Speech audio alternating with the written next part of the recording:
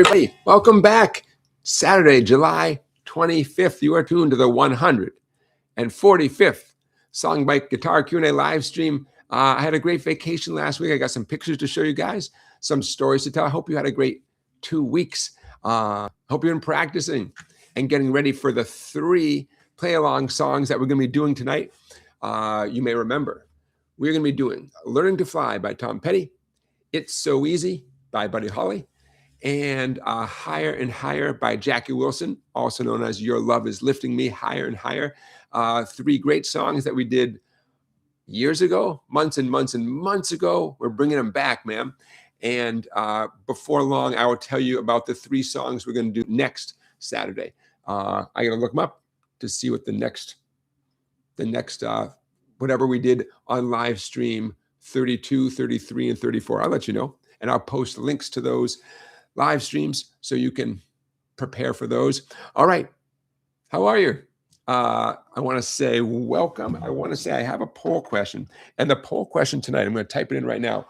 It's a little bit personal because it relates to one of the topics I'm going to bring up tonight, the Greek metal priest. Stick around. Don't go anywhere if you want to find out more about the Greek metal priest. But here is tonight's poll question. It does relate to that story. I'm typing it as we speak. Okay, the poll question of the night. Were you ever discouraged from playing the guitar? Sad, right? I hope none of you were, but realistically, I know a lot of people who are discouraged from playing music in general, and definitely the guitar in particular. Remember, okay, start poll. Answers are simple: yes, no, and sort of. Especially if your answer is sort of, let us know. The reason why that's a poll question, the poll question for tonight's live stream, is sometimes people are discouraged for lots of reasons, including religious reasons. And we'll get to that in a minute. But do cast a vote in the poll. Let us know, and certainly in the chat, especially if you were discouraged in one way or the other. It might help other people to hear, about your experience. And certainly, if you were highly encouraged to play, first of all, lucky you. I'm lucky that way.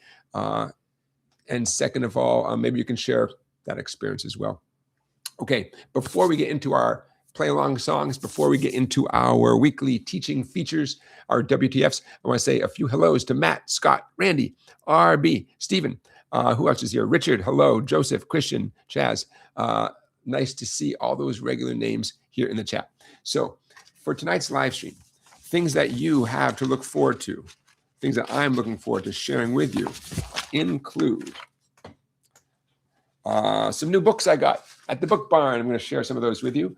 A new group featuring the son of a Beatle.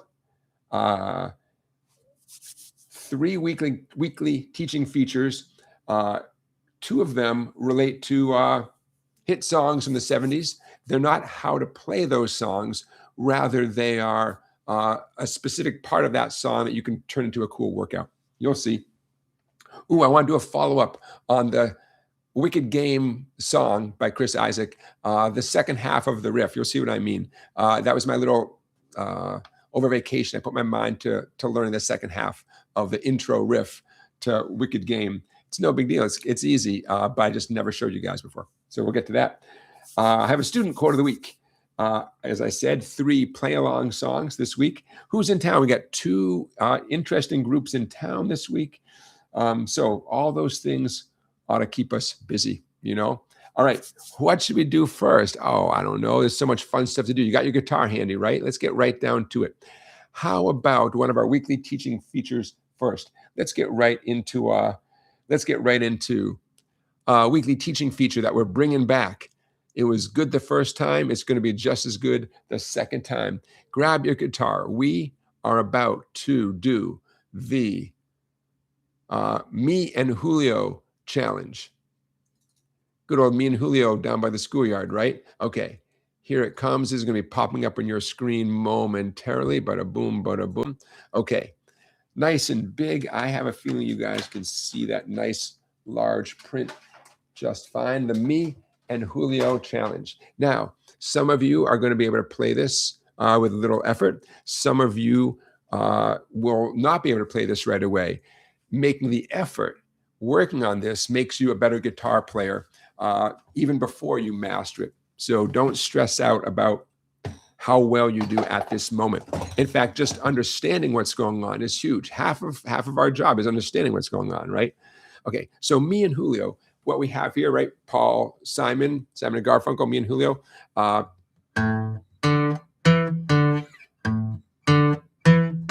I want to get that riff in your brain. Bum, bum, bum, bum, right? First thing I remember. Da, da, da, da, da, da, da. Okay, so what you're looking at right here is the rhythm guitar riff. Both lines are identical. Why did I write them out twice? I just hate wasting paper. So there you go. All right.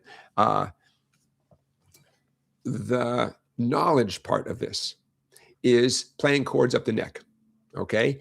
And if that's all you get out of this, great. Second thing is some fretting hand nimbility. You got to get that nimbility going with your fretting hand fingers, right? Some dexterity. Okay. You have 3 chords, and the chords are illustrated up at the top of the page. If you squint your eyes at the fine print next to the A diagram at the top of the page and next to the D6 diagram, you'll see little tiny fret numbers. The A chord is based at the 5th fret, 5, 5, 6. Or just look at the tab. Okay, so 5, 5. Please, whatever you do, bar those 2 5s, those 2 treble string 5s with your index finger.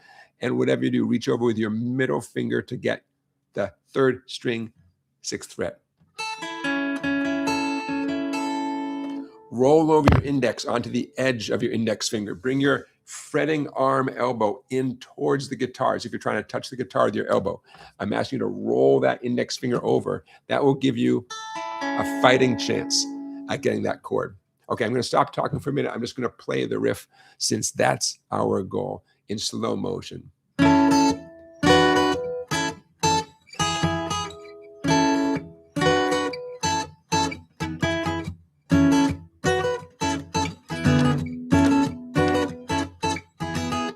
Okay, that's what we're going for. The challenge of this song is primarily a fretting hand challenge. We'll talk about the downs and ups and the timing. That's not the challenge, right? Hey, Bruce is in the chat. Hey, Bruce and Byron. Okay, so 5, 5, 6. That is an A chord. In case you have any questions about that, it's 3 of the notes, 3 of the strings from an F major chord just glided up the neck. Okay, that's where that's the proof, so to speak, that that's an A chord. Okay, a little down up on those 3 treble strings. And I'm stopping the sound with the squishy side of my pick hand when that down up is over. Now, see that 7, 7, 7 coming up? I highly encourage you to just lay down your ring finger. It wasn't doing anything anyways, right? Just lay down that ring finger. Your thumb, as always, should be essentially pointing up towards the ceiling, okay? So my thumb and my ring finger are basically opposite each other.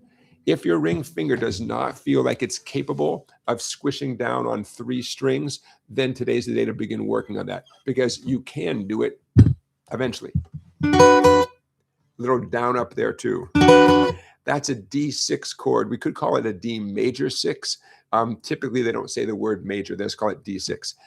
Just so you know, any 6th chord is a major chord plus 1 more note. What's the 1 more note? Take a wild guess. The 6th degree of the relevant scale. So when you play a D6 chord, you are playing essentially, in the big picture, you're playing a D major chord with a note B added. Where's the note B? 7th fret on the skinny string. Now, I know some of you are trying out different ways of playing this 7/7. You're not putting your ring finger. I get it. I get it. There's always another way. The most practical way with practice is the ring finger, because it's waiting right there. It's right there. It should be a little stressful for the ring finger. You're asking it to bend like a ski jump. You're asking it to curve the wrong way, not the way the good Lord intended. the regular way the knuckles. You're asking it to flatten out, essentially. Okay, going on. We're back to the A chord with an upstroke, the A chord with another upstroke. Now, the E chord in this song, the E chord is just a D major chord up 2 frets. So if that helps orient you, grab a D major chord, move it up 2 frets, and you're going to go up, down, up. The ups and downs are crucial. Even if the left hand is going to keep you busy, even if those chords alone are a big challenge, and you're going to spend most of your brain power getting those chords right, you might as well, right from the very beginning right now, get in the habit of doing the downs and ups as they're written, okay? You don't want to get good at the chords and then have to, go back to 0 and think, okay, what do I do, downs and ups? Plus, by then, you might be so accustomed to doing all downstrokes that, I don't know. Nothing wrong with taking something super slowly, but doing everything correctly. I'm going to take it from the beginning, slow and easy. Down, up on the A.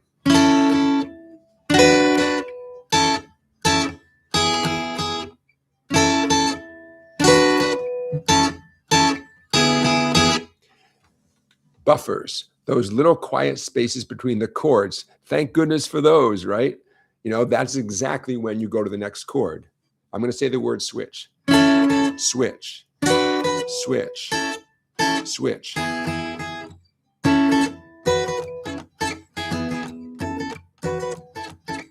How cool is that, right? What a great rhythm guitar part. Questions, comments, let me know in the chat. And again, line 2 is the same as line 1. I just wrote out twice because I could. So clearly this is not the entire song of me and Julio, but it's a nice bite-size challenge. Memorize it. If you have ambitions to get good at this, and it's worth it, I encourage you to memorize it as soon as possible. It's not a particularly hard thing to memorize.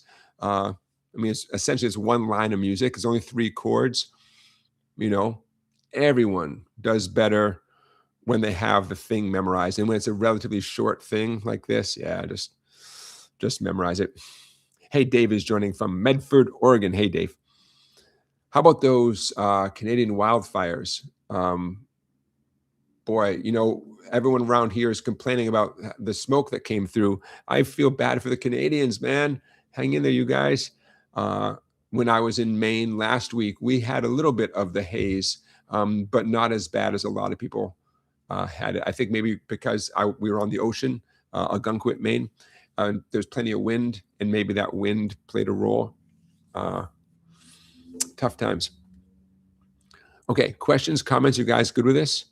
Now, whether or not you love this song, it's a great song. How can you not love this song? But it's such a cool rhythm guitar challenge. Remember, the definition of rhythm guitar is there's some kind of harmony, whether it's literally a chord or some notes that reflect a chord. It's repetitive, it's insistent, it's consistent. It's the heart of the song, man. If a song has rhythm guitar, then rhythm guitar is the heart of the song, Elton John accepted, Billy Joel accepted, piano players, okay, they pretty much essentially, they don't need a rhythm guitar player, right? But you get the idea. Dave's dealing with a local fire in Oregon for 2 weeks. Wow, man. It's that time of year, right? Okay, now if you guys are good with this, I'm ready to move on. No major questions here. I'll repeat myself. The downs and ups are really important. Okay, here's a little music theory factoid. The D6, obviously it's 3 notes, right? 7, 7, 7. A D6 chord technically is a 4-note chord. The 3 notes of a D major chord plus 1 more. For the record, it's the 1st, 3rd, 5th, and 6th degrees, 1, 3, 5, 6 of a D major scale. But you're only playing 3 notes. What's up with that? You're allowed to. You are implying a D6, okay? In fact, what's the one that's missing? The A note. There's no A note there. There should be D, F sharp, A, and B. Instead, you just have the, what do you have? You have the B, the F sharp, the B, the F sharp, and the D and no A. So bottom line is a little music theory there. You not only are you allowed to imply a chord, often that's exactly what you're supposed to do. You're not supposed to play the whole chord. So I know we've talked about this before, but it bears repeating. No matter what the name of the chord is, don't be surprised if sometimes you only play a few notes from the chord, because that's what the original guitar player did, you know, and you're allowed to do that. Okay, so if you guys are good at that, I'm good at that too. The Me and Julio challenge, that is a PDF that is available on my website, song-bike.com. Bada boom, turn that off, turn that off. All right, excellent. Let's check that off. Check. Okay, in case I whet your appetite and you're like, what was up with that thing he talked about the Greek metal priest? It came to my attention on social media that there's a Greek metal priest. Very interesting story, and this ties in with our, let's go here. It ties in with our poll question. Okay, I'm gonna bada boom. First thing I'm gonna do is I'm gonna put the story, this story happens to be from The Guardian. I'm gonna put this on the screen, and then I'll turn things over to YouTube and we'll actually listen to the Greek metal priest. Let's see, can we do this here? Okay. The headline is Techno in a Monastery. Are you ready? The Greek priest whose doom metal album is the year's hippest record, and there he is right there, playing what I believe is an 8-string Harley Benton electric guitar. Father Tabakis. His church thinks electric guitars are the devil's work, but Father Tabakis is on a mission to change that with Paradise Metal, a religious dubstep album that outdid Daft Punk and Aphex Twin. What's going on here? Okay, well, now you guys don't need me to read this whole article to you, but take a look. This link, I will put a link to this exact article in the description of this live stream. The devil cannot create something. God has created all, says Father Tabakis. So what is he doing? As you can see from the paragraph I'm pointing out with my cursor, you know, the music he's created is not rootless. Some of it, I believe, comes from his religious tradition. It's just that he's doing it, you know, on an electric guitar. But the album called Paradise Metal, as you can see, it says a home-recorded album of doom metal, Christmas carols, and religious dubstep. And I bet you're interested in what it's going to sound like, right? So how about, I'm going to stop talking. I'm going to click on that link, and let Father Tabakis do his thing.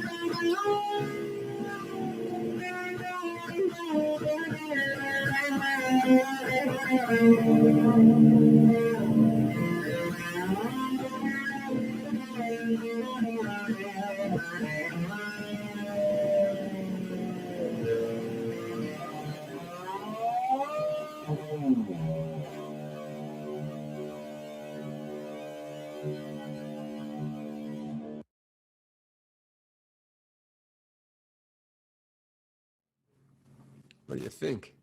Interesting, huh? Interesting stuff. Hope you guys could all hear that. Okay, sounds like you could. Hey, David is joining us. Hey, David, thanks for joining us. First time viewer, welcome. Let's give David a big hello. David, stick around because we got a lot of good stuff. It's going to be an especially good show today. I took last week off and I'm back and I'm excited to share stuff with you guys. Okay, so the link to this article will be in the description of this live stream when I timestamp it after the show. And I have another YouTube link to another performance by Father Tabakis here. So I'm going to stop sharing them. So that inspired this week's poll question, which is a simple question. Question is, were you ever discouraged from playing the guitar? And, you know, I of course, I hope none of you were, but hey, that's the world we live in. I definitely, I was aware as I became aware of musicians around me, I was definitely aware of some of my peers and people from an older generation from me who were strongly discouraged, not so much from touching an instrument as much as making it their career. And I heard some, you know, some pretty sad, tough stories about what some people I know had to deal with, you know, and that's just rough, you know, just rough situations. Fortunately, it didn't seem to be the majority of the people that I've come across. But anyways, Father Tabakis' story inspired that poll question. Okay, there you go. A little something that maybe you weren't expecting tonight. Check. Okay. Hey, let's get right into one of our play-along songs because we got 3 of them.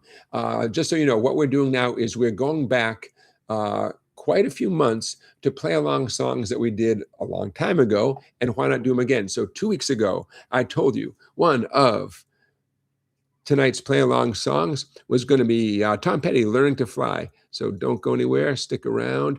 You're going to have the option of using a capo on this. Here it comes. So, and you'll see why I'm giving you that option in a second. On your screen shortly will appear the tab, the chords, the stuff you need to play Learning to Fly by Tom Petty.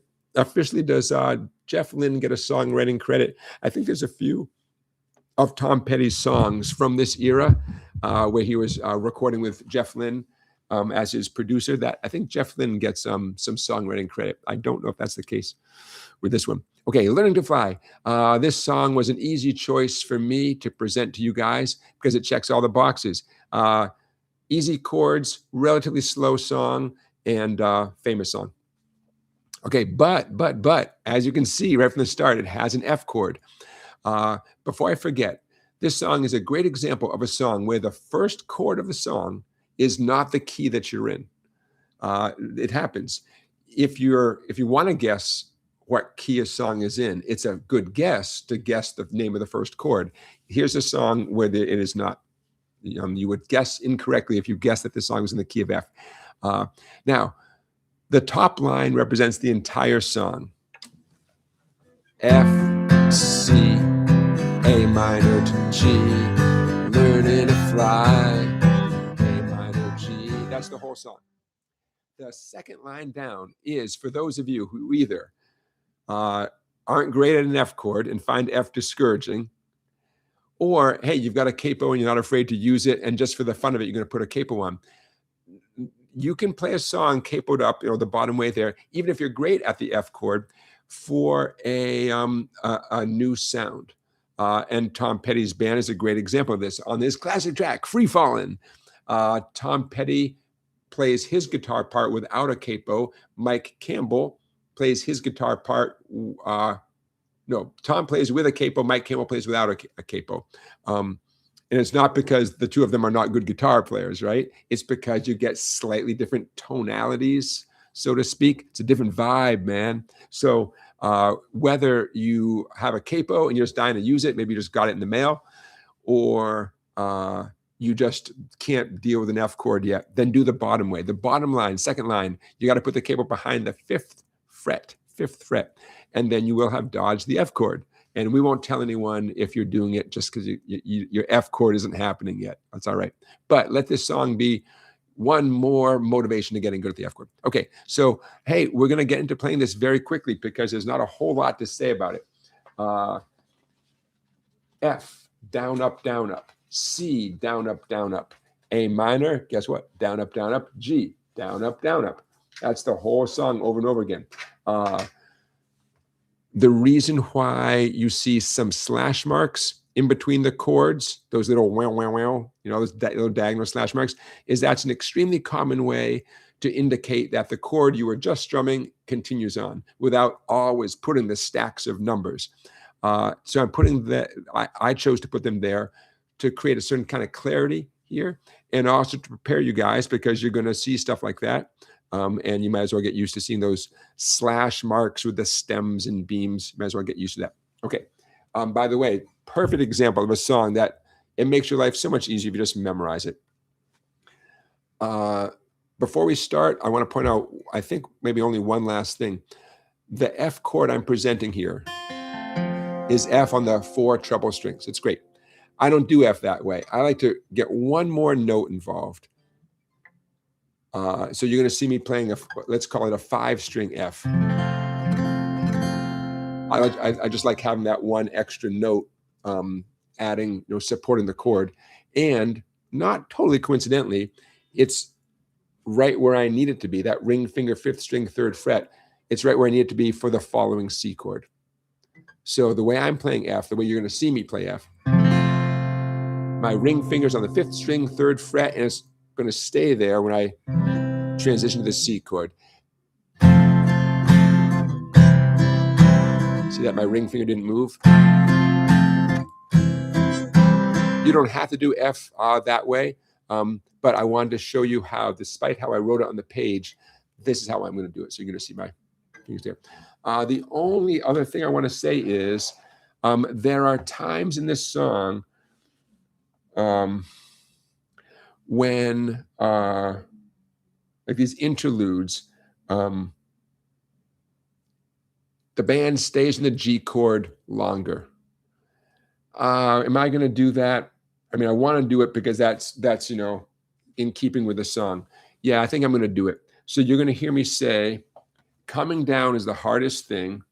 This, if you're keeping track, this is going to be at the end of the 2nd chorus and at the end of the 3rd chorus. Here's what I'm talking about. I'm going to play exactly the top line. Coming down is the hardest thing. A minor G. I'm going to stay in the G. 1, 2, 3, 4, 5, 6, 7, 8. And I'm doing this because Tom Petty does it. And I might as well prepare you guys to play along with the track, right? So there's no surprise. In this context, G is known as the 5 chord. The 5 chord in general has the most tension.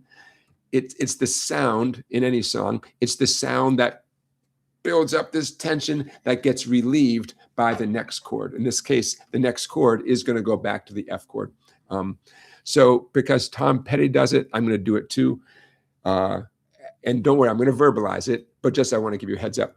So at the end of the 2nd chorus, or by the way, this thing I'm making a big deal about, these 8 extra counts in the G chord, it leads into the guitar solo. Guess what is happening during the guitar solo? That top line again.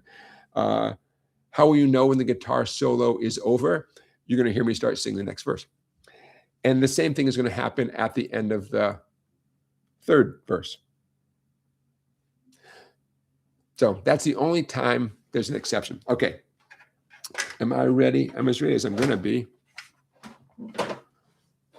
Remember, capo at the 5th fret. If you're going to do the 2nd line, do not play the 2nd line without a capo. It won't sound good to the song. It'd make you freak out your household.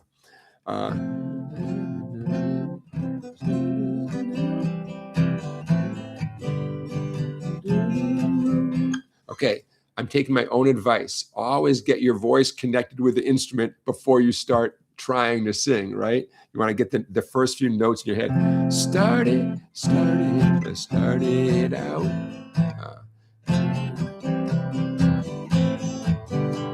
Down the dirty road. Started out. Now, normally I would capo the song up, but for those of you who have the capo at 5, that would mean you're jacking up the capo up even more. So I'm just going to sing the Jonathan Petty version, not the Tom Petty version. Okay, we're going to run through the chord progression a couple times before the verse comes in, because that's how the real song goes. I'll see you on the other side. 1, 2. 1, 2, 3, 4.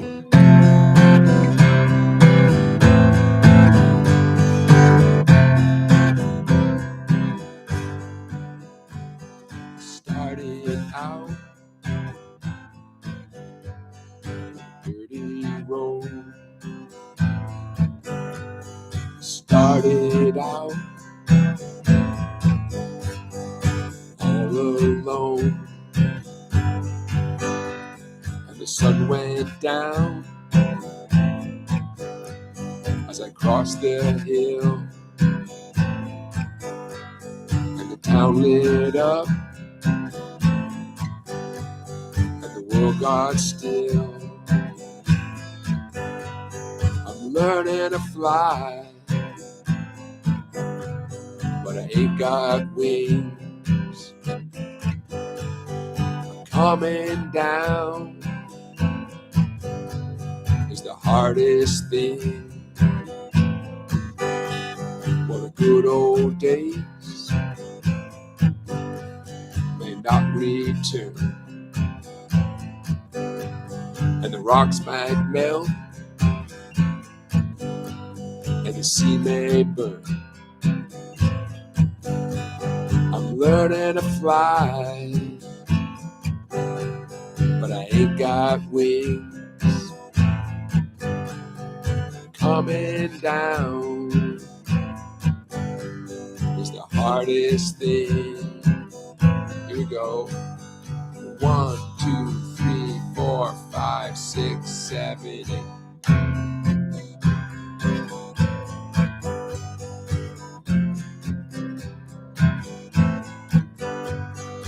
F to C, A minor G. F to C, A minor G. Well, some say life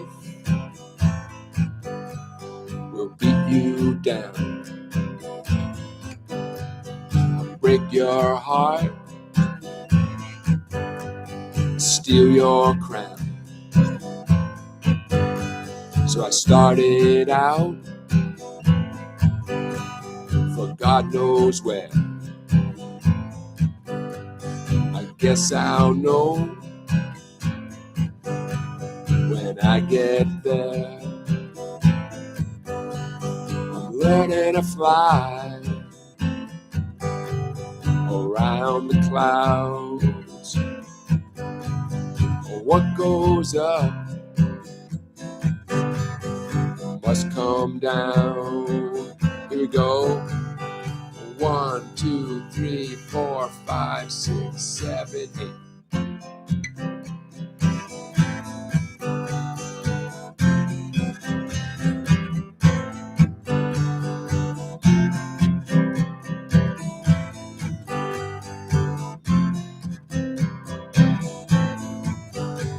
I'm learning to fly, but I ain't got wings. Coming down is the hardest thing. I'm learning to fly around the clouds. What goes up must come down. I'm learning to fly. Learning to fly, learning to fly.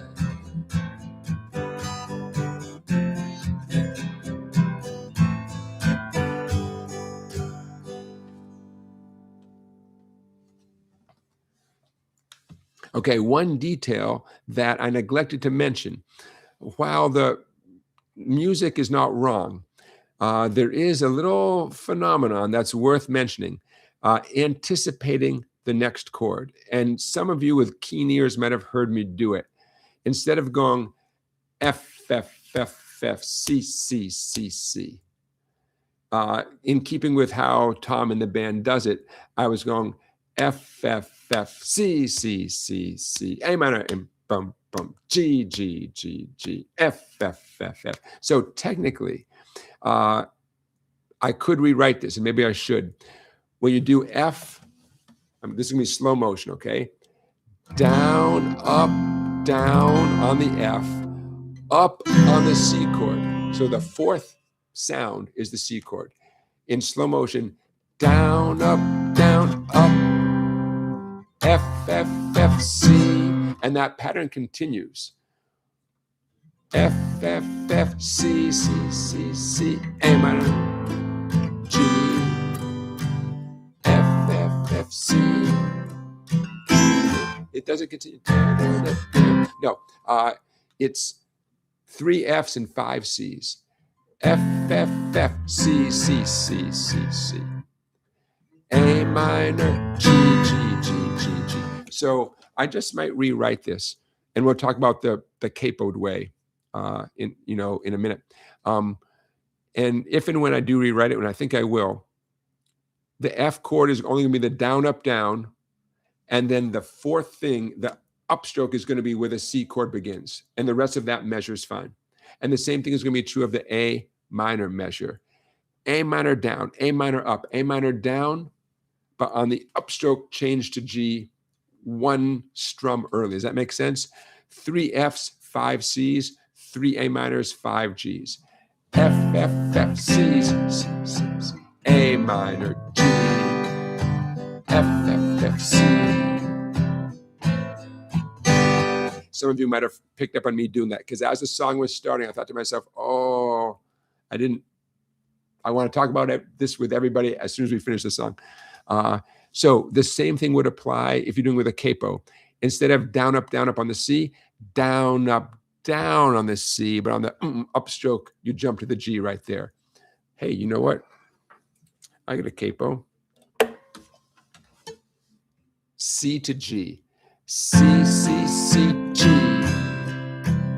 E minor, D.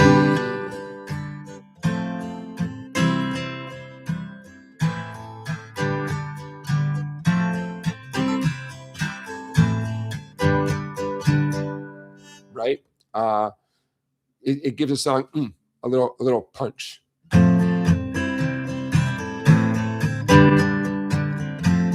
If I didn't do that, listen, it has this squareness. If I played it as written, I'm doing the capoed version now.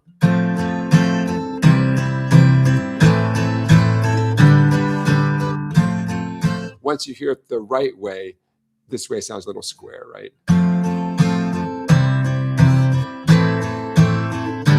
Here's the right way.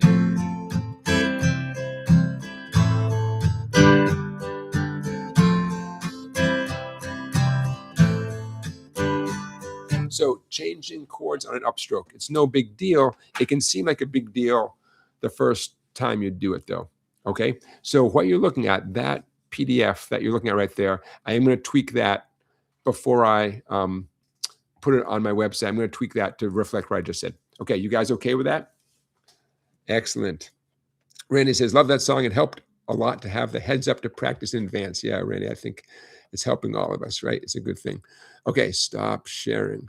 Excellent. Now we have 2 more play-along songs coming up, so don't go anywhere. And we have 2 more WTF's weekly teaching features coming up. Who's in town? Let's get right to the who's in town. A couple of interesting groups, quite a few tribute bands coming to town. I think there's a Gordon Lightfoot tribute band either last night or tonight. Quite a few tribute bands coming through, but 2 bands doing original music. 2 members of the group Chicago are in a Chicago group called The Players. Keith Howland and Jeff Coffey are 2 members of the band Chicago. They both did time in the group Chicago. And now they're on tour playing Chicago songs and also, I believe, Earth, Wind, and Fire songs. They're coming through my town Tuesday night, and they go by the name The Players. So keep your eyes open for them coming through town, especially if you're into Chicago songs. And there's another band that was a little quirky. The band's called Tuner, T-U-N-E-R, Tuner. And I'm not great at describing what they do, but they, in their own description, they describe themselves partly as inspired by King Crimson. So if you're into that kind of progressive rock kind of thing, the band is called Tuner. I'll put a link to one of their videos and a link to a video from the players in the description of this live stream. You guys know that when we're all done in about an hour, I stick around and put all the links to everything in the description of this video and timestamp it. Okay, excellent. Let's do let's get into the wicked game riff. Boom. Now, what we're not going to do right now is the whole song Wicked Game. Although, hey, we're going to do it again before long, because I love that song, and that we did that play along song a while back. For those of you who have no idea what I'm talking about, I get it. There's a famous song by Chris Isaak called Wicked Game. And we did the song previously. And at the time, I kind of glossed over this riff just because I didn't know it. I could hear it. I just hadn't sat down and done some research and learned how to play it. So there it is right there. I hope you can read my writing. Ultimately, I'll post this on my website in a more, I'll do it with my computer software. In case you're curious, I use a software called Guitar Pro. That's what I use when I'm tired of looking at my own handwriting and I want it to look like pro. That's the software that I use, Guitar Pro. I don't know, in case you're curious. I like it a lot. There's a few things about it that make me crazy. And I'm willing to admit maybe the things that make me crazy, maybe I just don't know how to use the software. But I've spent a lot of time with it. I've written a lot of books and lesson material with Guitar Pro. So I feel comfortable saying I like it a lot. And I'm pretty sure the things that make me crazy are just quirky things that make me crazy. I digress. Those of you who know the song Wicked Game,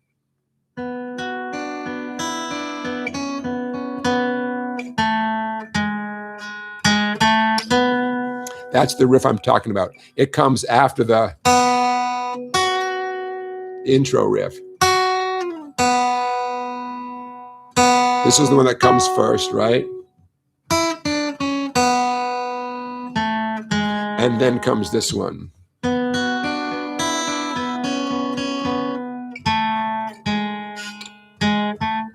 Okay, so what's going on here? I'm going to call this a B minor chord, but it's specifically a 3-string, 3-finger B minor chord. The song is in the key of B minor, so it's not a shock that this riff is based on a B minor chord. So index finger, 2 on the first string, middle finger, 3 on the second string, ring finger, 4 on the third string, 2, 3, 4. Take a minute, before we even start this, take a minute and see if you can get all 3 of those ringing clearly. It's extremely common for people to unintentionally lean over fingers and get some dead sounds, and it can make you crazy, I know. The solution, other than practice, the solution is short fingernails on your fretting hand, really short, really short. Thumb pointing up towards the ceiling. Palm of your hand, I want you to pretend you have a nice plum, a nice grape, a nice strawberry in the palm of your hand. You cannot typically get a good sound with this in this type of chord with your palm flush against the neck. You need to picture you got a golf ball, whatever works for you, a kumquat, a kiwi, I don't know, in the palm of your hand, a space right there.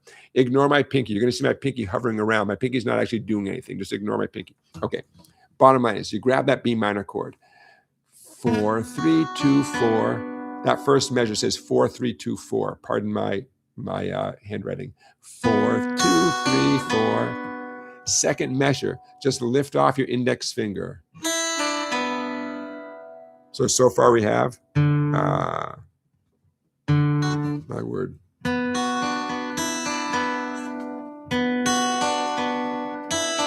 I'm doing almost all upstrokes. Once I finish that first downstroke, down, everything else, up, up, up, up, up, up, lots of upstrokes. Now, whatever you do, we're moving on. Don't lift off your ring finger from the G string 4th fret. Don't lift it off. It's already in the right place. Index finger moves over to the 2nd string, 2nd fret. I'm still doing upstrokes. Up, up, up, up. End of line 1, middle finger, 3rd string 2, index 3rd string 1. And then reverse that. I'm on the 2nd line now. 1, 2, and give your pinky a reason to live. Pinky, 3rd string, 4th fret. So line 2 just sounds like 1, 2, 4. Some of you, I have a feeling some of you think this is pretty easy. Good. Some of you are like, oh, it's going to take me forever. And many of you are right in between.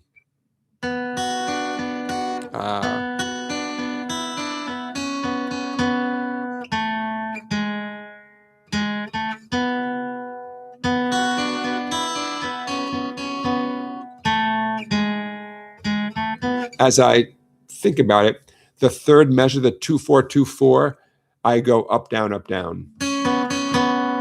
Do you have to do that? No. You could do it all in downstrokes.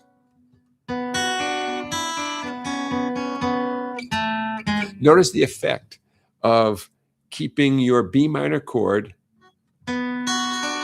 mostly in place and just lifting off your pointer finger. Things ring, right? Sustain. Ooh, so pretty. If you're not getting things sustaining like that, it's a good goal. Here's what we want to avoid. Ooh. We don't want that kind of sound, right? It's not easy though, right? You gotta maintain that arch over the strings. Okay, so for those of you who felt like Wicked Game was not complete, now there you go. And that's a riff that comes around multiple times in the song. It's a recurring riff. What a pretty riff. Okay, questions about that? Comments? RB, I see that you use Guitar Pro as well. Yeah. Hopefully you have no issues with it. Oh, an issue I have with Guitar Pro, since you asked, lyrics. I like putting in lyrics, and Guitar Pro really wants every syllable of every lyric to correspond with the music that you wrote up above. Well, as you guys know, the singers, the lyrics don't always go with the guitar part. Just because the guitar player plays 3 notes or 4 strums or whatever, that doesn't mean the singer sings 4 syllables.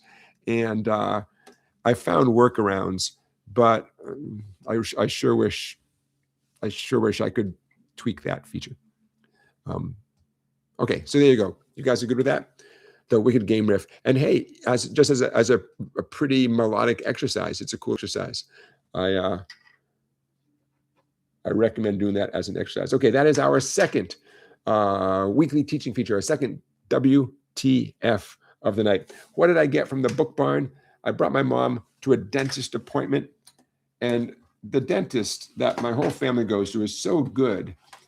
I knew he was going to get the job done very quickly, and I had so little time to go to my favorite bookstore called the Book Barn. So I raced over there during my mom's dentist appointment, and I got a couple of books, 3 books, in no particular order. Easy Pop Rhythms, a book that I love and I hate at the same time. I have a love-hate relationship with this book. How could I say such a thing? I will tell you. Number 1, I recommend it. It's from a Hal Leonard series called Easy Pop Rhythms. I feel like there's, even though this doesn't say book 1 or something like that, I have a feeling there's a bunch of these. And the word rhythm is the key word right here. They have other books called Easy Pop Melodies, something like that. Easy Pop Rhythms. It's a strumming book. Great. It shows you the words and the chords to a bunch of famous songs, such as, in no particular order, Rock Around the Clock, Learning to Fly by Tom Petty, Love Me Do by the Beatles, Hurts So Good by John Mellencamp, a bunch of, classic songs from the 50s, 60s, 70s, 80s, 90s. Okay, so what's my issue with this book? Why did I buy it if I have an issue? Well, first of all, $3. I spent more in gas than the book cost. They don't show the strum patterns. Why? The song literally is called, the book has the word rhythms right there. There are no rhythms in the book. They show you the chords and the words. So this is job security, my friends, because for someone to really get the most out of material like this, they need help. They need someone to explain how to strum. So I'm going to beat them to the punch. I get the book and we review these, and someone says, oh, I love Wonderful Tonight by Eric Clapton. Like, great, let's learn it. And I'm going to write in the strum patterns, job security. Anyways, that's book number one. Book number two, you got to love these case size books. Anybody ever invest a few bucks in a case size book? The idea, I guess, that you slip it like right under the neck in your guitar case. Kind of cute. Minor pentatonic scales for guitar. Learn classic riffs in the style of Led Zeppelin, Eric Clapton, and so on. Okay. This book I got partly because I like to see how common stuff gets presented. So, for instance, the whole theme of the book is pentatonic scales, right? So see what they're calling pattern number one right there? That's not the one I call pattern number one. That's okay. I like to see how other people present stuff. It's a nice pattern. It's a very symmetrical pattern. So they show you that pattern, and then they show you a bunch of riffs that use that pattern, you know? So kind of cool. And it goes through the 5 pentatonic patterns, and here's possibly the real reason I bought it. Ooh, combining patterns. Raise your hand if you know all 5 pentatonic patterns. You can play them up and down the neck, and you're at the point where you're like, yeah, but how do you connect them? How do you connect them in a way that sounds cool and musical? And I have my own little shortcuts, but I love seeing how other people present stuff. So book number 3, it's kind of continuing the theme, extended scale playing for the guitar. By the way, this book was $1. The minor pentatonic scales for guitar was $1. $1. That's a lot of information for $1. Oh my God. And so now we're back to the big bucks. This one is $4, written by Joe Puma, P-U-M-A, an innovative approach to expanding left hand technique. So again, I love to see how other people present stuff. Playing a scale and then extending the scale, instead of stopping after, say, do, re, mi, fa, sol, la, ti, do, where would the next note be? How do you get there fast? And so on. So I thought, geez, for $4, I'll check it out. Extended Scale Playing for Guitar by Joe Puma. They charged $8 way back when it was first published. $4. Anyways, that's my show and tell. Do I have more show and tell? Oh, I got lots of show and tell. Check this out. Let me see what the best way is to show you this. I was gone last week. Some of you might be aware of that. Went to Maine. In Maine, I did some guitar shopping. Did I buy anything? No, I'm lame. I didn't buy anything, but I saw some cool stuff. And I thought, ooh, I'm going to show y'all some cool stuff. So let me download these. There's 1, there's 2. Here's what I thought about buying. 1 more. Okay. And then I went to that very cool shop called Buck Dancer's Choice in Portland, Maine. I highly recommend it. You don't have to go to Portland, Maine. You know why? Because they sell stuff online. Buck Dancer's Choice, Portland, Maine. They've been around a long time. Multiple locations, but there we go.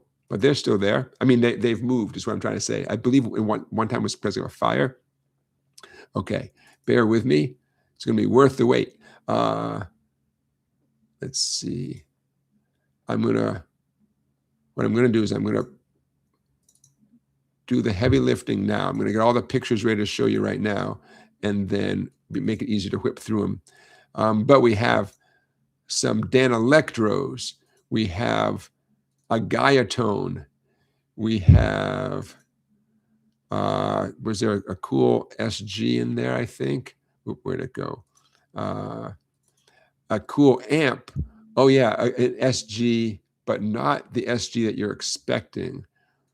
Stick around. There's that one. Okay. Do I have them all? We'll find out.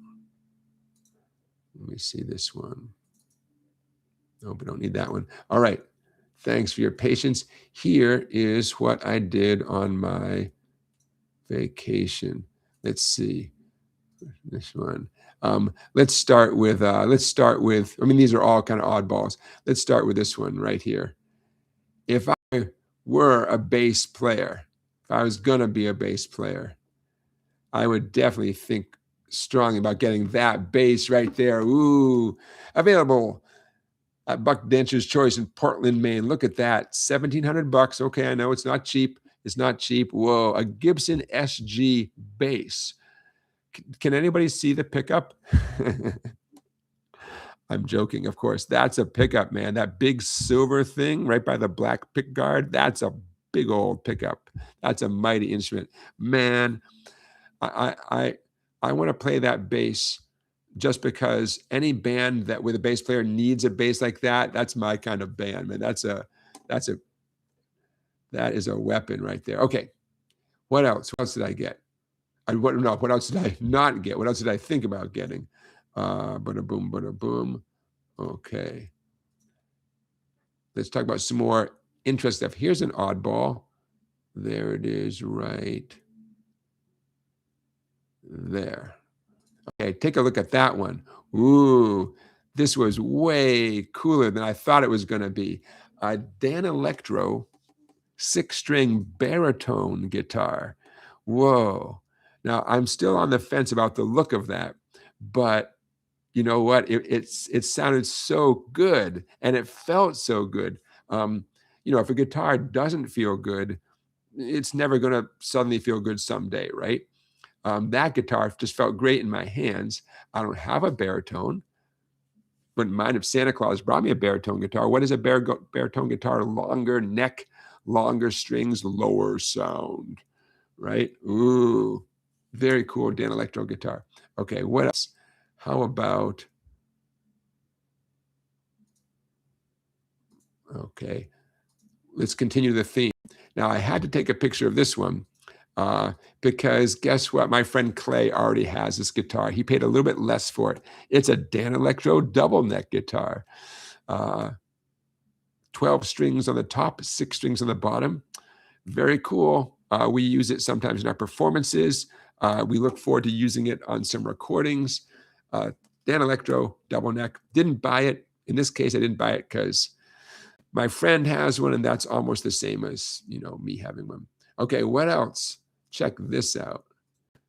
Now, this one I have to admit, this brand was a new one for me. Hey, there's my buddy Steven in the background. There you are, Steven.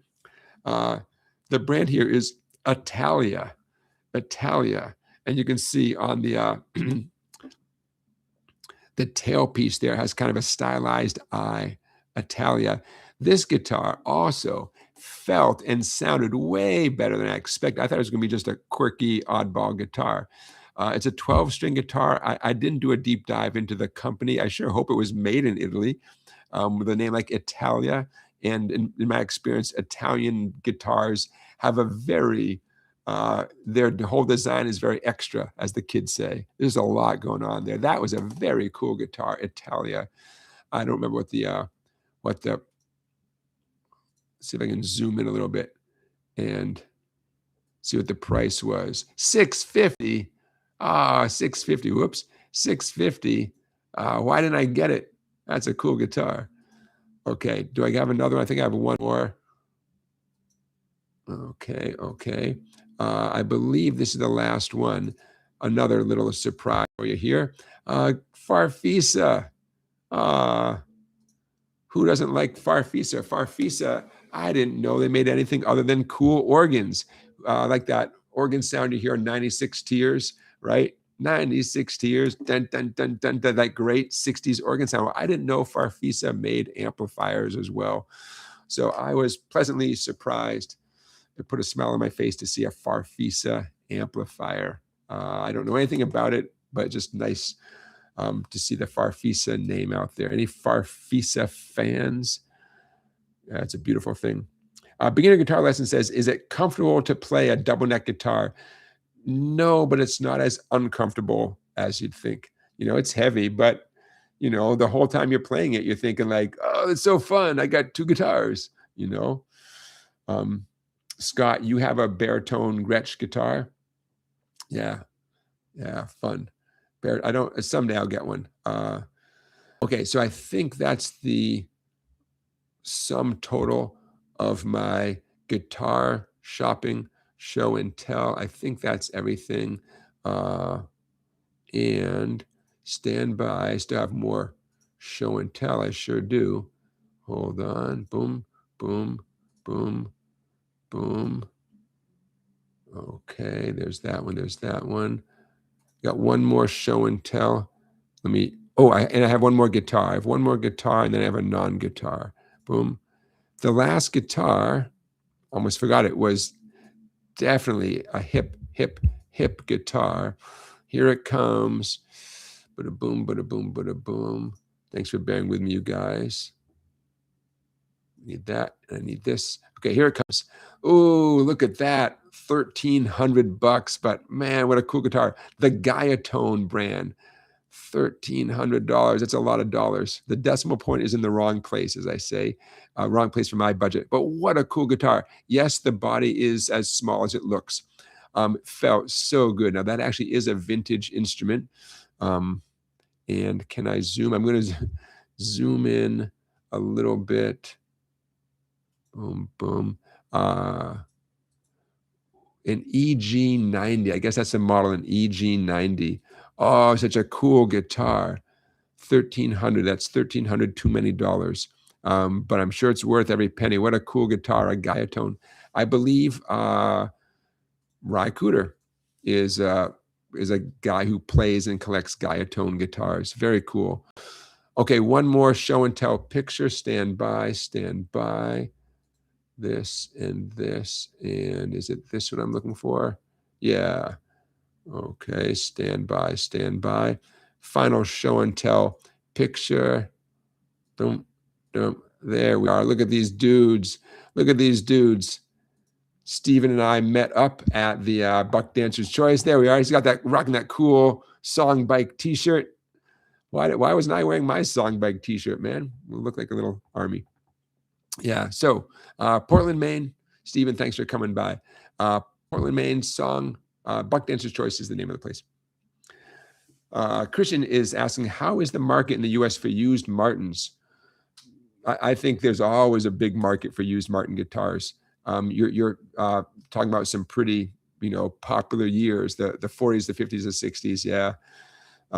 Christian, if you were searching for a used Martin guitar, they're out there. They're out there. If you have one, keep it.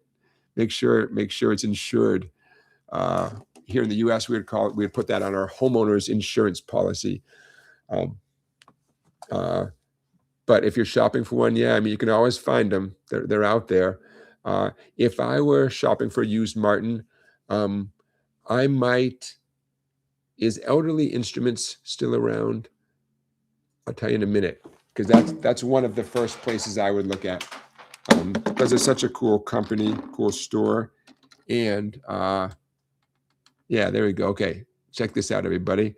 I also get a kick out of the fact that the website is elderly.com. Okay, there you go. Elderly Instruments. I'm going to scroll a little bit. Okay, I'm going to carve. Got it. If I was shopping for a used Martin guitar, this is definitely one of the places. It even says Martin guitars on sale. Yeah, but let's see, used. Okay, on sale, used. Okay, if I click on this, is that what we're looking for? Yeah, but I want Martins. Nothing like watching someone type and watching them misspell something, and you have to wait for them to go back and fix it. Don't you want to just like pull your hair out? Okay, so you guys seeing what I'm seeing? Okay, so since Christian brought this up all the way from Denmark, okay, well there's one from 1928. A couple from 1928, right? Yeah. Hey, 1970, only $8,000. Okay. I'm glossing over the newish ones.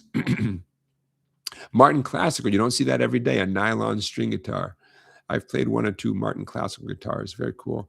A 0018 from 1931. Now, you mentioned ones from the 40s, 50s, and 60s. And I mean, at the moment, we're not seeing any from the 40s, 50s, and 60s. Doesn't mean we won't see one soon. Here's a 12 string from 69. Only $1,200. Looks like a bargain now, right? When you find a great guitar, I'm going to use this as an example. A guitar you think, wow, that's not much money. It's good to do a deep dive and see what's up with it. This product is in fair condition. Okay, what does that mean? There you go. That's why it's $1,250. It has back cracks and loose braces that need to be addressed. It needs a neck reset. It needs it needs everything. You know, it needs everything. It doesn't mean it's not worth it. It just means that's why it's $1,250. And someone's going to buy it and put that work into it, and it's going to be a great Martin guitar. Brazilian rosewood fretboard.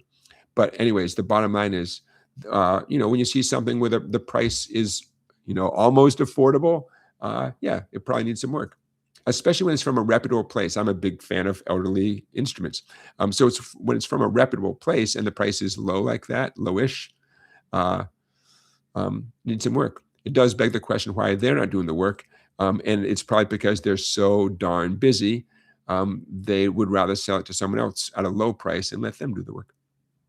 Okay, so anyways, I'm scrolling here, and Christian, you just inspired me to go to that particular website. Obviously, there's a lot of places to buy instruments, but here in the US, that's one that comes to mind. Lansing, Michigan. They are in Lansing, Michigan. For those of you who don't live in the US, that's pretty much in the middle of the country, Lansing, Michigan.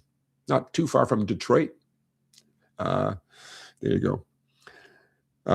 You Canadians can come over on that new bridge, the bridge that was just opened, right? No lack of drama in opening a bridge. I won't get into that, but I believe there's a new bridge, right? From Canada, from Canada to the US. That's great. Okay, so, hey, I think we should do another play-along song. Our second play-along song of the night. And let me make sure I'm doing this in the right chronological order. It is from Jackie Wilson, Mr. Excitement. Jackie Wilson, what a life story Jackie Wilson had. The song is Higher and Higher, also known as Your Love is Lifting Me, Higher and Higher. We're about to play it. We're going to talk about it for a minute. We're going to play it. But let me encourage you, when this is all said and done, let me encourage you to, there we go, to click on the link I'm going to post in the description to learn a little bit about Jackie Wilson's life. What a life story he had. Okay. Chaz, thank you for your super chat. I appreciate that. Jackie Wilson, when you hear him singing this song, just know he was shot. He's singing this song with a bullet in his gut. Remember this story? Hope you do. Jackie Wilson was shot by a jealous fan, crazy fan. And the surgeon decided to leave the bullet. It was practical to leave the bullet in Jackie Wilson. So for the rest of his career, dude singing with a bullet. Man, as if entertaining is not difficult enough. Now he's doing it with a bullet in his gut. So when you hear this song, just know that you are hearing a fantastic singer who was shot and has the bullet to prove it. Holy cow. Okay, now I know the screen might seem a little bit tiny, but I want you to see the whole thing. And once you hear me talk about it and get you warmed up for the song, you might not need to squint at all those numbers. Bottom line is, you ready? The entire song, D like dynamite, G, golf, E minor, back to D, D, G, E minor, D. Notice the D chord acts as bookends. That means when you play the D chord at the end and you go back to the beginning, you stay on the D chord. That means D shows up twice as long as you think it's gonna, right? It's twice as long as the other chords. Don't make the rookie mistake of ending the song on the D chord, ending the chord progression of the D chord, and then immediately going on to the next chord of the song. Okay, you know what I'm saying? When you play the D at the end, you go back to the D at the beginning. So you're on D twice as long as you think. Okay, check out the basic strum pattern. I'm going to do this a little bit slower than Jackie Wilson.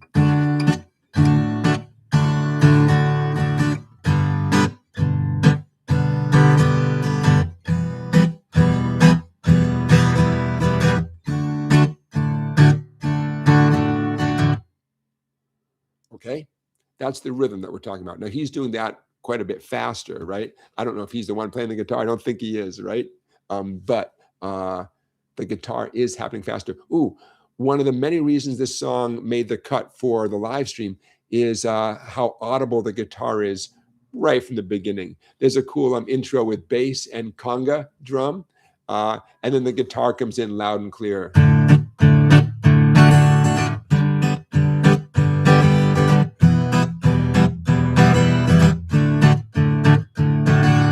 Now it is a little bit fast. I try to find songs that are mid-tempo or slower. The song is a little bit fast, but because the chords are so repetitive, because it's such a great song, because the strum pattern is a good strum pattern to get yourself comfortable with, because it has that chop kind of sound.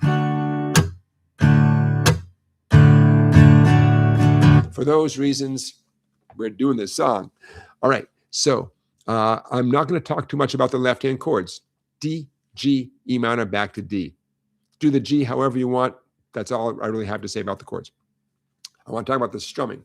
Okay, no matter which chord you're on, the strum pattern remains the same. Strum down. I'm on the D chord, by the way. Strum down. Strum down again with a muted sound. How do you do that? You rest your hand against the strings, then you strum down. Don't overthink it. Although, for those of you who are not accustomed to doing this, you have to do it slowly to get used to the motor skills involved, okay? So when I say slowly, I mean, say to yourself, hey, self, I'm going to touch the guitar with my picking hand, my strings with the picking hand. I'm going to just rest. I'm using the squishy side of my hand. Hey, self, I'm going to touch the strings with the squishy part of my hand. Number two, I'm going to scrape my pick across the strings.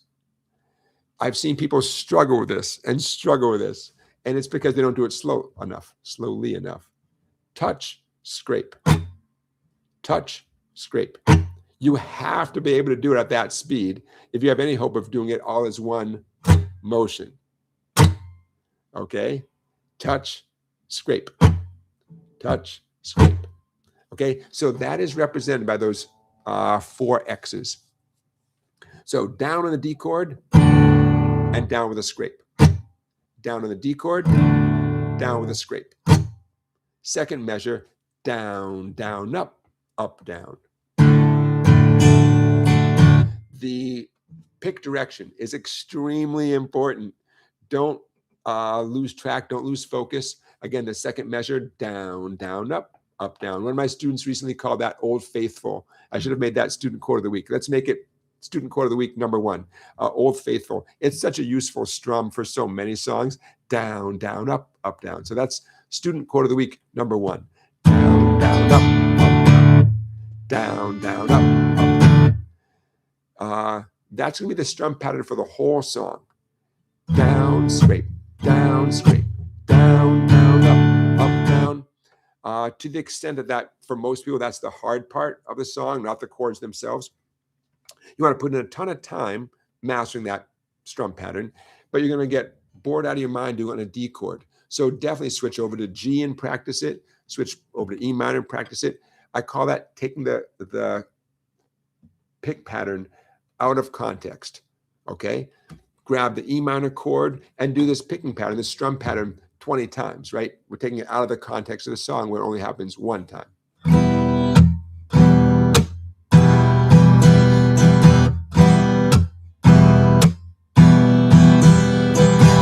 Okay? Because, you want to give all your attention to your picking until you get comfortable with it, and then worry about playing the song with all the chords in order, and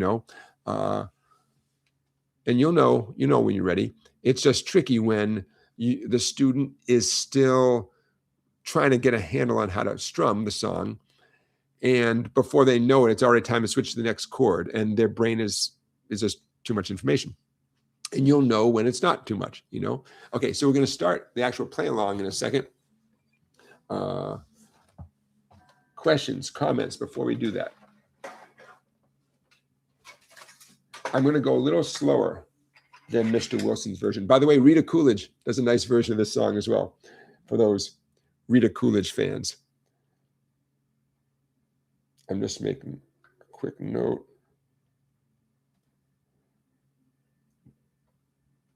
To myself. Okay. So before we do the actual play along, I'm going to play through the song one time just to whet your appetite. 1, 2, here I go.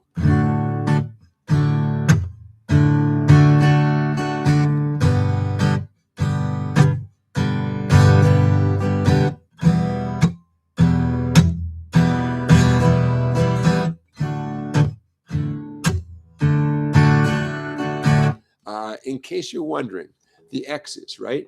You might ask, well, wait, is the X supposed to be a total? Does it represent a total dead percussive muted sound? Or is it kind of like a strum where you kind of strum it, but then you kind of grab it and make it quiet after the fact? And the answer is yes. Whatever you do right there, you want it to be a short percussive sound. Even if a little music sneaks through, you could hear that E minor chord. I just grabbed it real fast afterwards. That's okay. And so is having your skin touch the strings first. So there's no music, so to speak, right? Either way is okay. And you're probably going to see me doing a little bit of both. The important thing is those X's, you want to get a general percussive sound there. Okay. I think I'm ready to do this. If it's not too late, I think I might ask you to put a capo on the 2nd fret. Okay, this is for Jonathan's benefit.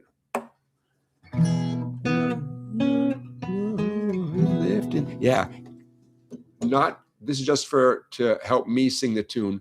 The original song does not require a capo, but please put a capo behind the 2nd fret, and that will that keeps the singer happy in this particular instance. Okay, ready to do this? See you on the other side. We'll play through the chords a little bit. How about one time through without the singing? Boom, cha, boom, boom. Ready, go.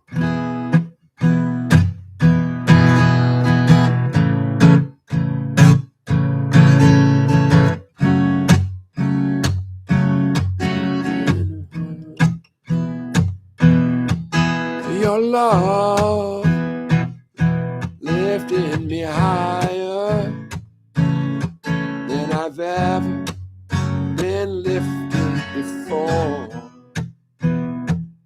Sip it up, quench my desire. I'll be at your side forevermore. You know your love is lifting me higher than I've ever been lifted before. So keep it up, higher and higher. Been lifted before. Now once I was downhearted. Disappointment was my only friend. Then you came, it soon departed. And yo, he never showed his face again.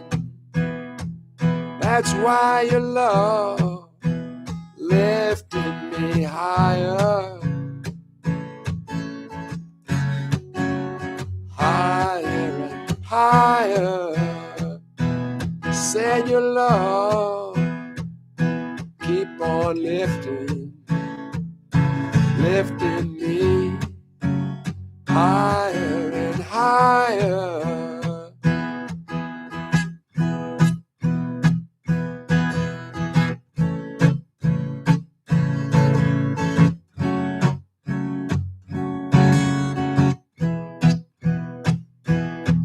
I'm so glad I finally found you.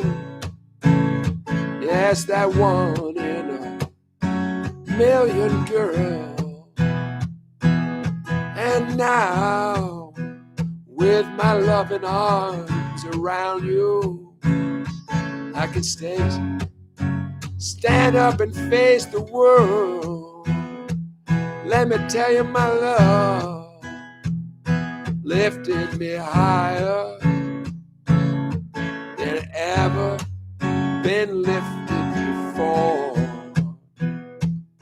Said your love lifted me higher than ever been lifted before.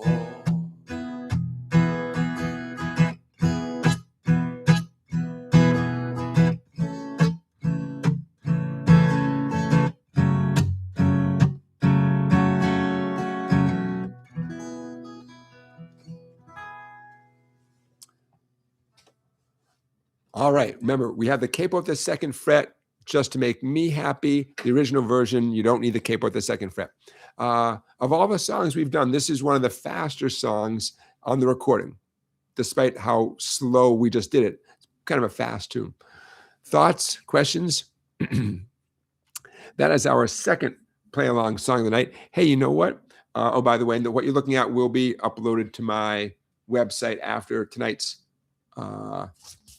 live stream. The website called song-bike.com, www.song-bike.com. Now, don't go anywhere because we have one more play-along song, probably another weekly teaching feature. Next Saturday, we're going to do probably 3 more play-along songs. What are they going to be? All right.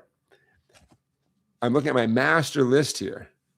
They're going to be the songs that we did from live streams number 32, 33, and 34. So that means, ready? Drum roll, please. The song that we'll be playing next week, our number 1 play-along song next week, drum roll, please, from the songwriting pen of Neil Young, Cinnamon Girl from Neil Young. We did that on live stream number 32. It'll be featured next week, live stream number 146. Second song, keep that drum roll going. Second song from Pete Townsend and The Who, Baba O'Reilly. We're going to do Baba O'Reilly next week. And one more. I have these in alphabetical order, but not in the order that we did them for the live stream. I'm looking for live stream number 34. Wait for it. Keep that drum roll going. A fun one. Salty Dog. The bluegrass folk classic Salty Dog. If you don't know it, you're going to love it. That is going to be our 3rd play-along song next week. In the description of this live stream will be links to the previous live streams, 32, 33, and 34, where we did those songs. My hope is that you have some time this week to go back, brush up on those songs, so when you play along with them next Saturday night, you're going to be that much more prepared. And again, we're talking about Cinnamon Girl from Neil Young, Baba O'Reilly from The Who, and the folk bluegrass classic Salty Dog.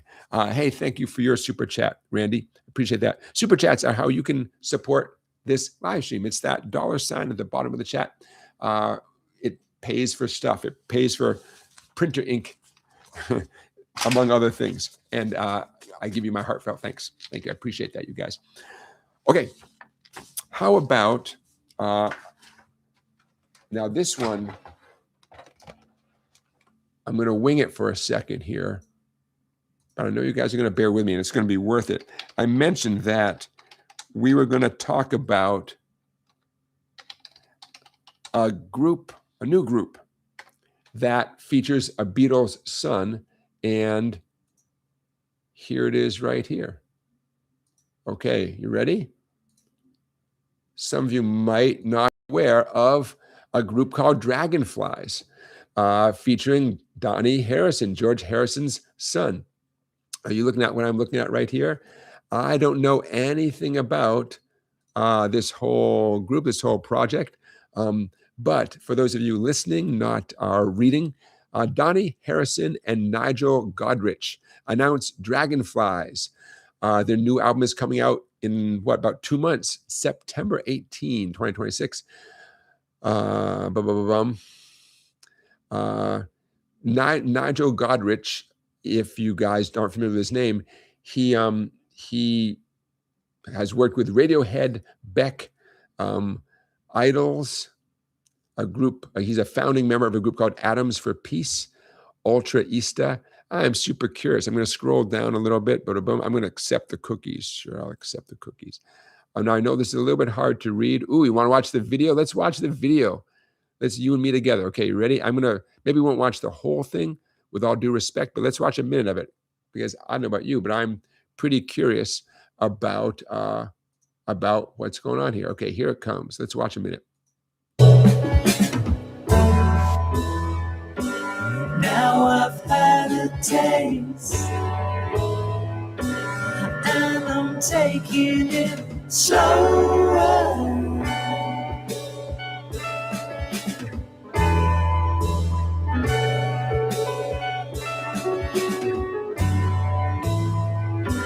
Some things have to break, so I'm taking it slower.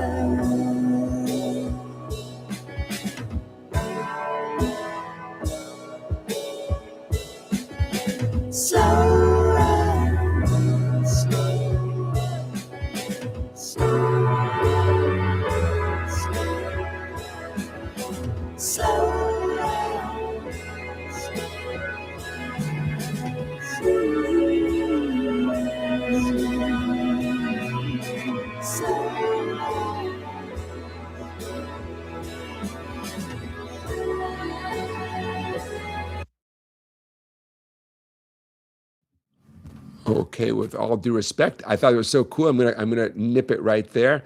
So now you know a little bit about what I know about George Harrison's son, Dhani Harrison, and what he's got in the works. I will put that link in the description of this live stream. I'm saving it right now. I thought you guys might get a kick out of that. I know I did. Do I have this saved someplace? No. Okay, boom, boom. Dragonflies. And then here comes the link. Bear with me, you guys. Bada boom, bada boom.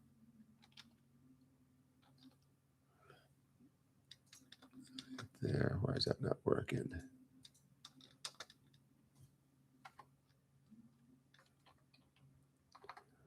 I don't know. All right. I'll worry about that later. Okay. Thoughts? Let us know in the chat. What do you think of that? Also, let us know in the chat your feelings about tonight's poll question. Where'd that poll go? Let's see what's going on with the poll question. Tonight's poll question. Where did it go? There it is. Okay. Tonight's poll question. This week's. Were you discouraged from playing the guitar? Ooh, 23% of you said yes. I'm so sorry about that. 1% is too many. 46% were never discouraged. That's excellent. 31% sort of, and especially if you're in the sort of category, let us know, what that was. I'm just looking to see if any of you in the chat,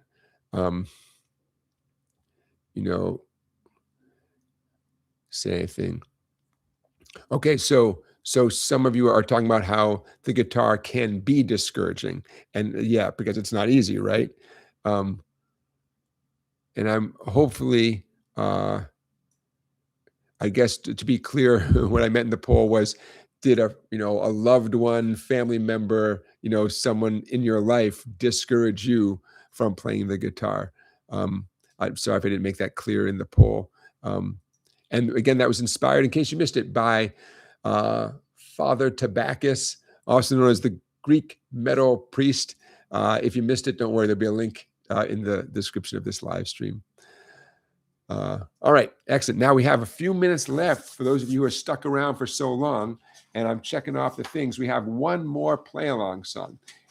If we have time, we'll do another weekly teaching feature. Check. Check. I went to see Bob Dylan last Sunday night. Oh man! For those of you who have stuck around for the last 90 minutes or so, I want to share with you. It was a great show, and one of the highlights for me was the two guitar players. He's got two newish guitar players, people who have not played with him for very long, on tour with him now. Joel Paterson from Chicago was great, played a big old gold, looked like maybe a big old Gibson hollow body, beautiful guitar, played some very sweet bluesy lines, and it was great. He was great. Only thing that could top a player like him was good old Julian Lage. I mean, who has two great guitar players in the same band? Oh my God. So Julian Lage, I'm a big Julian Lage fan. He falls in the category of musician's musician. Someone who really is operating at a world-class level. And Joel Paterson 100% held his own, sounded fantastic. Something special happened in my little brain when Julian Lage would take a solo. Interestingly, Julian Lage would really restrain himself. Sometimes it was hard to hear, for me personally, what Julian Lage was playing during tunes when he was like laying back and essentially playing rhythm guitar. But when he would play a solo, oh, it was so good. It was so good. So knowing that I was going to talk about the Bob Dylan concert in general and Julian Lage's and Joel Paterson's playing in particular, I was thinking, I got to find some words for what's going on here. Julian Lage, when he would play a solo, what would happen in my little brain? It was as if he was one step ahead in the music. It was as if he had written the song himself. It was as if he was seeing, like playing chess, but you're 6 steps ahead. He would play these very elegant improvised lines that were so sweet and so unique. But he did it with this type of, and they were so non-cliche. But he did it with a type of confidence, as if he was having a conversation and not playing the guitar. Oh, it was so good. So among my many thoughts, this is going to sound weird. It made me proud to be a guitar player because I listened to him. I thought, the guitar is incredible. It's an incredible instrument. It really is, And I mean, I hope every instrumentalist feels that way about their instrument. You hope they do, right?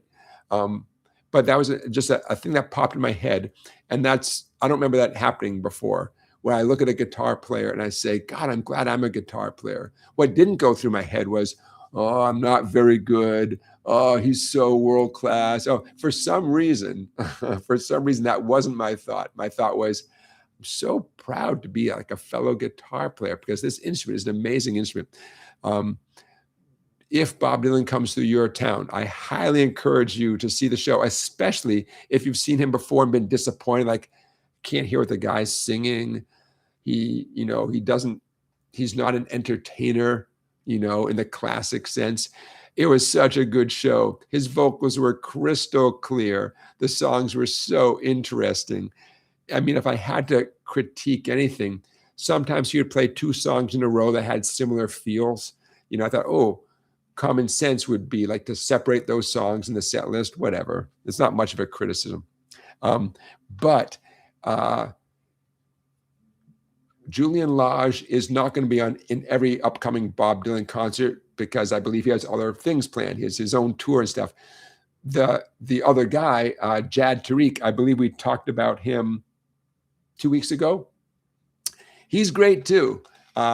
So if you happen to see Bob Dylan coming through your town, get a ticket, enjoy the show, but really enjoy the fact that whoever the guitar players are, and I'm kind of glossing over Joel Paterson, who's a great guitar player, that alone, you're going to see some very tasteful, classic, beautiful playing in a blues, folk, swing, rock idiom. Oh man, it's so good. Last live stream, I posted a link to a video of Joel Paterson playing guitar with a buddy who's a multi-instrumentalist. And there's some instrument swapping during the song. That is so cool. So you go back to live stream number 144 and you'll see a link a YouTube link for Joel Paterson, and I don't remember the other guy's name, and that was such a fun video to watch. So bottom line is, super glad I went to the show. I happened to get a ticket in the 6th row. For better, for worse, Bob Dylan tours so much that his shows tend not to sell out. So getting a ticket has never been super hard for me. I think I paid about $100. I think I paid about $120. But you know, once you do the fees, then that's $140, right? Parking, parking was $40. Like, wait a minute, $40. What the heck?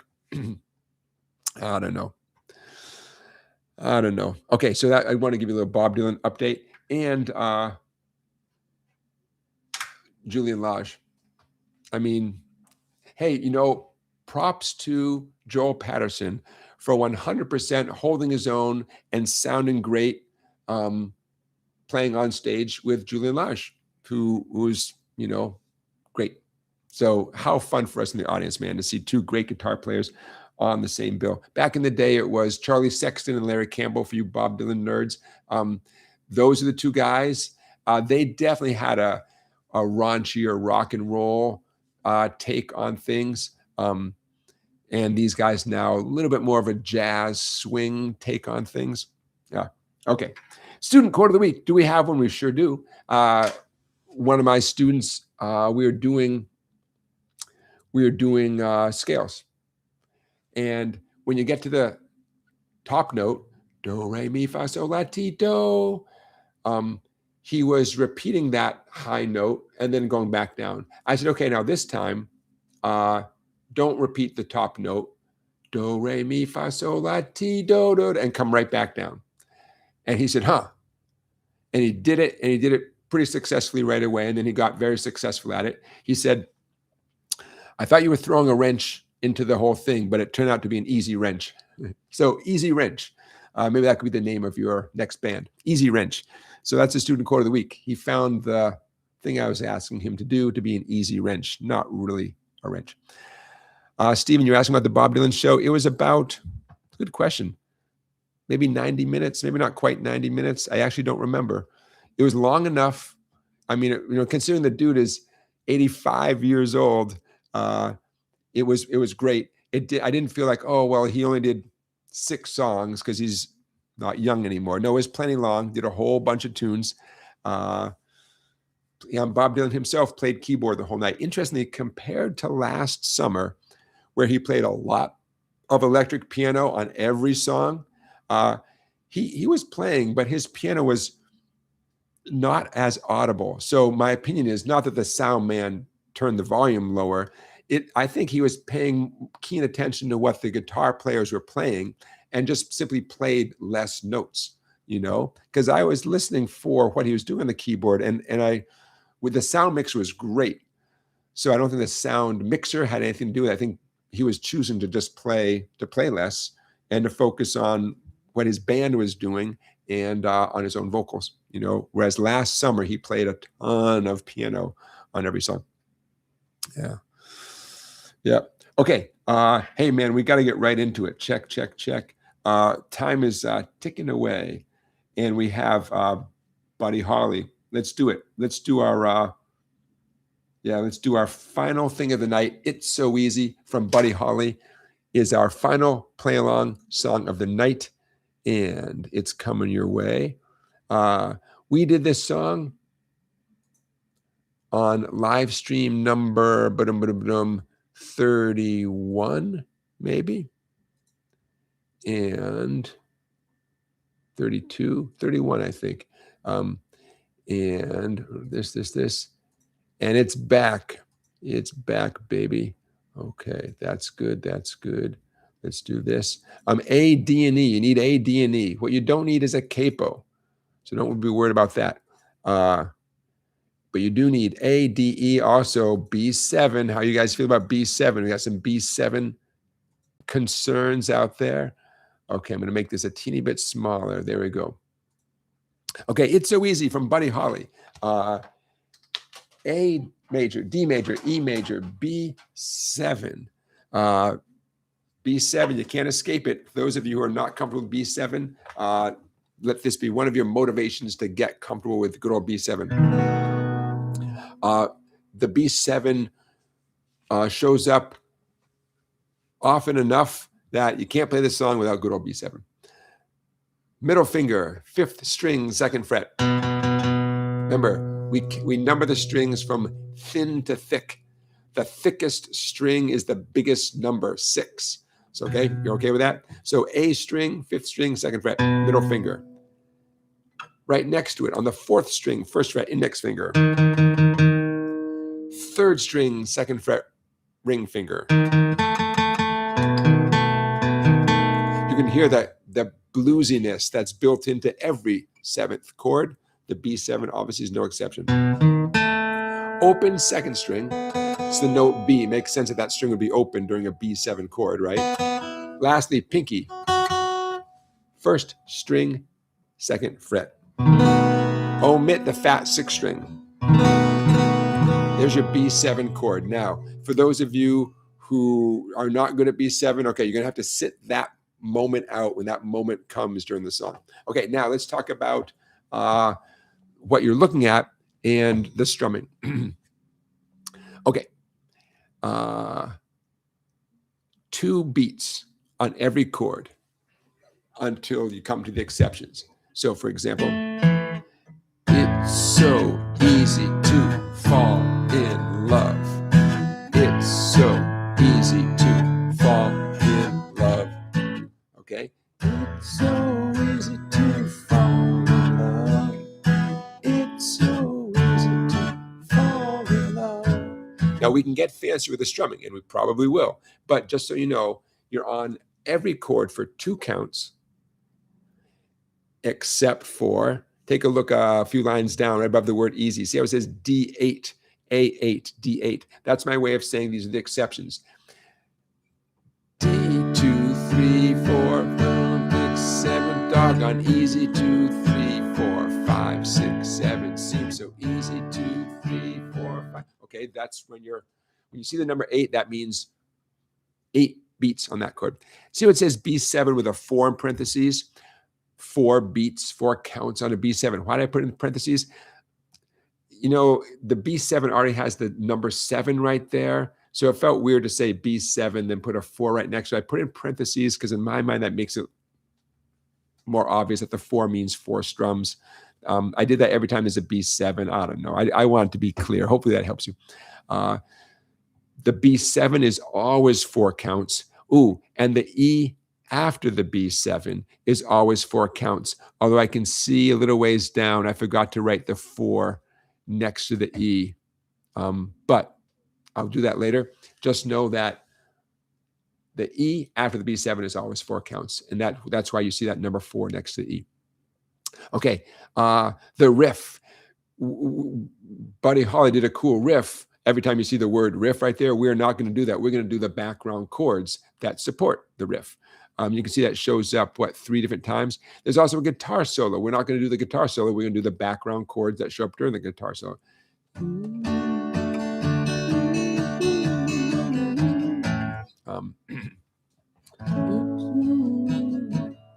I want to check one thing. Bear with me for a second.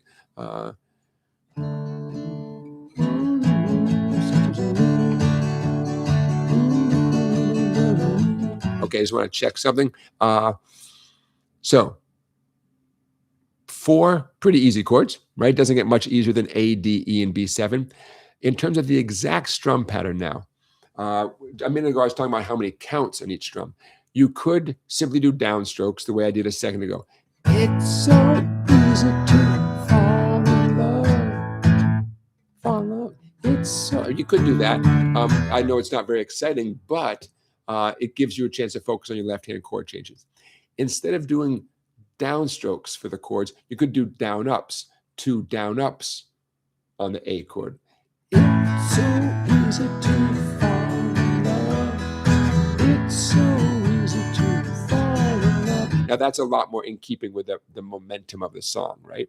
And then when you get to where it says D8 or A8, you could do 8 down-ups. Easy, 2, 3. Oh, oh, so doggone easy. Oh, and I think that's what I'm going to be doing most of the time, is 2 down ups per chord, unless there's a number 8 or the number 4, and then I'm going to do that many down ups. Okay. Now, this song is a great opportunity to substitute shuffle patterns for the chords. So, for example, people tell me love's for fools. Watch what I do when I get to the line after that where it says D8. People tell me love's for fools. Here I go, breaking all the rules. It seems so easy. Oh, oh, so doggone easy. It seems so easy. Okay, I switched over to the D shuffle instead of the D chord and the A shuffle instead of the A chord. Now, this is so important. Even though I'm dying to play this song, it's so important to be able to do stuff like this that I got to take a minute and share it with you guys. Okay, so I'm using as an example the 3rd line of lyrics where it says D8 and it says easy, oh, so doggone easy. Okay, the D shuffle, instead of the D8, instead of strumming the D chord, what my fretting hand is doing, I'm touching with my index finger. Extremely important that it's your index finger. 3rd skinny string, G string, 2nd fret. Now, in a perfect world, you glue that finger down and you do not move that finger. By the way, your thumb should be pointing up towards the what? Towards the ceiling, towards the sky, towards, yeah. Okay, now I'm strumming the 3rd and 4th treble strings, the 2 middle strings. My ring finger, you could use your pinky, my ring finger is going to reach up and cancel out the index finger. 3rd string, 4th fret. I'm going to do the same strum. It's going to sound different thanks to the ring finger.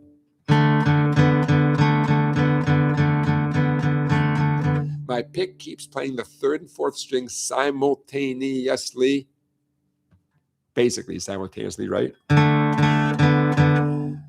The first 2 strums, you're hearing my index finger on the 2nd fret. The second 2 strums, you're hearing the ring finger on the 4th fret. Easy. Oh, oh, so doggone easy. Instead of strumming the A chord, I'm switching over to the A shuffle. Same thing I just described, up 1 string towards your chin. Okay, I'm picking the 5th and 4th strings. My index finger is now touching the 4th string, 2nd fret. And my ring finger is canceling out that note, same string, 4th fret. Okay, now, we could get more into that shuffle pattern. I'm happy to go over that more in the future. I kind of want to get into this song, but I'm going to do that, I think, pretty consistently during certain parts of the song. I'm going to switch from doing the chords to the shuffle pattern because it fits the tune so well. It sounds so great. And I definitely recommend it as a skill. Even though we're not going to sit and work on it right now, I recommend that as a skill. You do not have to do that to play along right now. You can do the 8 down ups on the... In fact, I want you to, because it sounds great when one person's going and the other person's going. You know, no sense in both of us doing the exact same thing, right? Okay, I could keep talking, but I think we're ready to do this. Let's do it. 1, 2, 3, 4. It's so easy to fall in love. It's so easy to fall in love.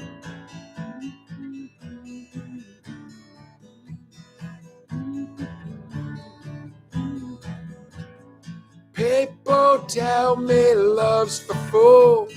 Here I go, breaking all the rules. It seems so easy.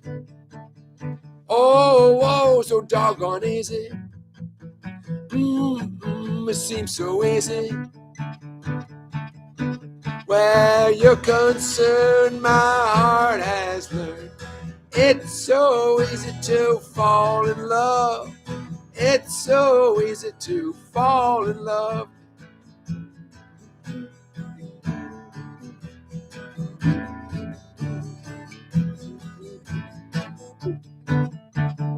on the guitar solo. A, 5, 6, 7, 8, D, 2, 3. Here comes the B7, B7. It's so easy to fall in love. It's so easy to fall in love. Look into your heart to see what your love book is set apart from me. It seems so easy. Oh, so doggone easy. It seems so easy. Where you're concerned, my heart has learned. It's so easy to fall in love. It's so easy to fall in love.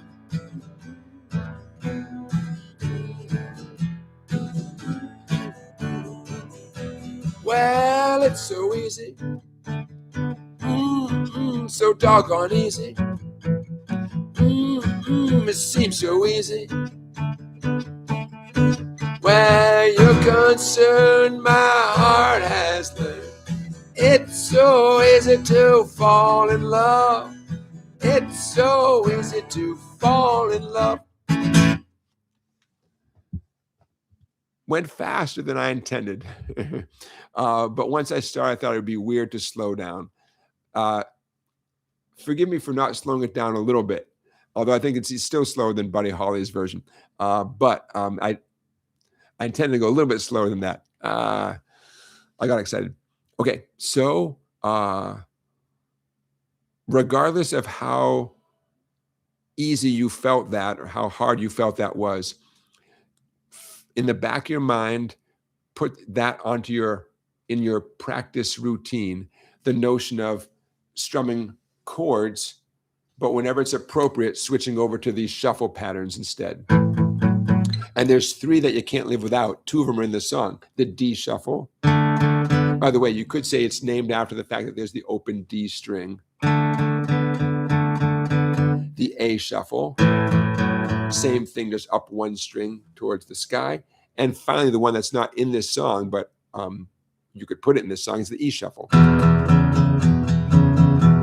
In fact, you could play the whole song with nothing but shuffle patterns. It's so easy to fall in love.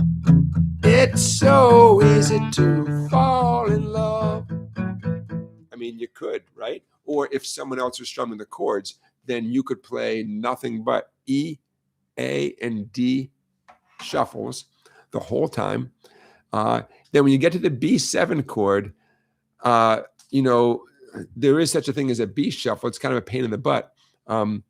You could revert to the B7 chord because it's a nice break. It's just refreshing to throw a chord in, even if the whole time prior you're doing the shuffle patterns.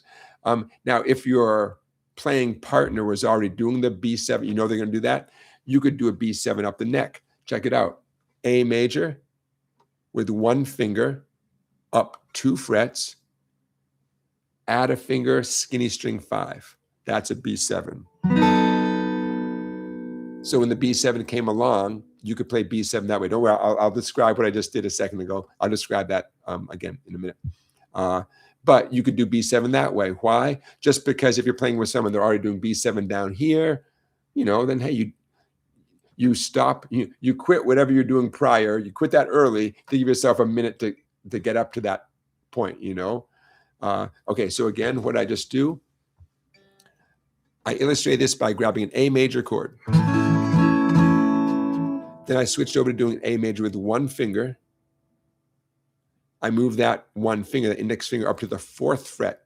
So essentially I'm squeezing the 4 skinny strings at the 4th fret. But I'm not worried about how the skinny first string sounds because I like to use my ring finger. My ring finger is going to play the 5th fret note on the 1st string anyways. So it really does not matter at all how the 1st string sounds prior to putting down that finger. So that is a B7 chord. And that would sound great. Okay, how'd you do? I bet you would have done even better if I played it a little bit slower, right? Yeah, I know, I'm sorry. Okay. Hey, everybody, before we wrap up, let's check our poll results. 48% of you were never discouraged from playing the guitar. That's great. 22% of you felt some discouragement on your way up through the ranks, and 30% say sort of. Yeah, I get it. I get it. Okay, I'm going to say a few good nights. Don't forget, I'm going to timestamp this live stream right now, and I'm going to be populating the whole description with lots of links to stuff that we talked about. So give me a minute, but that'll be up very soon. Hey, Stephen, Christian, Scott, Randy, Beginning Guitar Lessons is in the chat. Thanks for being here. Beginning Guitar Lessons, encouraging people to like this live stream. Remember, I can't like it until it's over, but you can like it right now. I appreciate that thumbs up. Scott, RB, who else is in the chat still? Randy, thanks for being here, you guys. I appreciate it. For those of you who are watching after the fact, thank you for watching after the fact. That's great.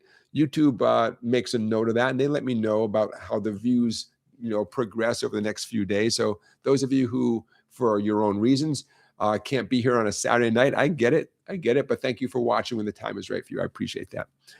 All right, you guys, that's going to do it for me. I'll see you next Saturday. The 3 play-along songs, links to those songs will be in the description shortly. But Baba O'Reilly by The Who, what else did we say? Salty Dog, and I hope you remember it better than I do. Cinnamon Girl, how could I forget, by Neil Young. All right, that'll be our play-along song list for next Saturday, which August 1st. We're into August already. All right, you guys, hope you have a great week. Hope you have a chance to play the guitar. If you play every day, you're an all-star.